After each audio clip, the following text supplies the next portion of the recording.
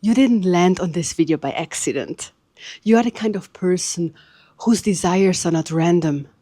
They are encoded instructions by your higher self. But most people make one subtle mistake when they try to follow their desires. And I see that mistake again and again in my healing sessions. And I will tell you what mistake that is in a moment. I used to kind of ignore my desires. I thought they are superficial, they are selfish, they are not spiritual enough. Until I realized they were actually the pathway to my healing. The very thing that made me shed my old identity and return to who I truly am, to understand who I truly am. And by the end of this video, I'm going to give you 2 steps, 2 exercises, so that you can understand why you have these desires and what they try to awaken in you. Okay, let's drop in. Let's go to the message that is important for you to hear today. And that is that your desire is not superficial or without sense. No, it's not. Even the most material and even the most seemingly superficial desire is not superficial.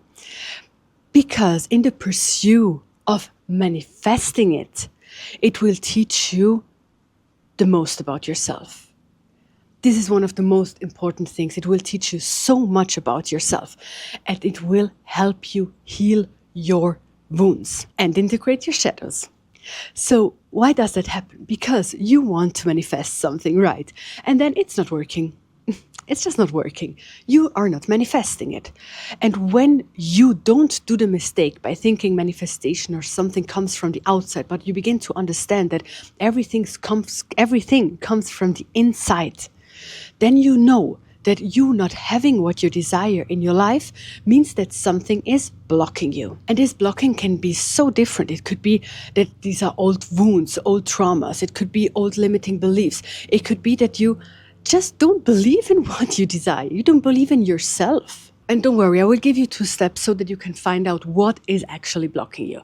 But important for you to know right now is that by finding out what is blocking you and then release it, integrate it, heal it, and understanding what is there in your life, what layers are obscuring and putting a veil between you and who you really are. These are layers that stand between how you perceive your life and yourself right now and who you really are. The truth that you are divine, that you are a divine spark, that you are a child of God. So all these layers that darken that view of who you really are the same that are blocking your manifestation.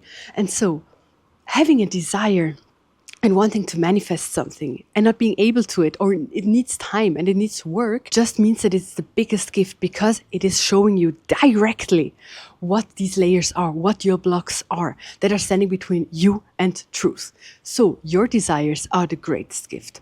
Your desires are not superficial, even if they seem superficial, but begin to understand that they are not. They are really, really deep instructions by your higher self so that you can reach this really, really spiritual goal of you understanding who you really are. So, and here are the 2 steps that you can take to understand what is blocking you.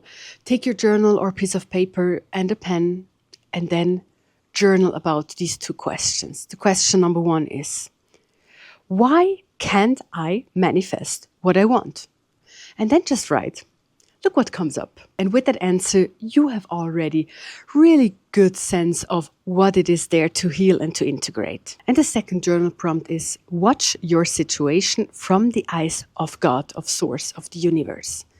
And then explain that situation. And if you do that with an open heart, you will understand what your situation actually means. Because when you see it from the eyes of God, which are actually your real eyes, you see your situation differently. So do these 2 steps, do these 2 journal prompts, and you will get much more clarity. And if you then know what is blocking you and you don't know what to do with it, or you could not find what is blocking you, but you know something is blocking you, then find my online healing sessions linked below, because they are there for exactly that, for releasing the blockages, for getting them out and healing them, or to find them. Find the link in the description down below. And if you're brave enough, write in the comments down below what is blocking you.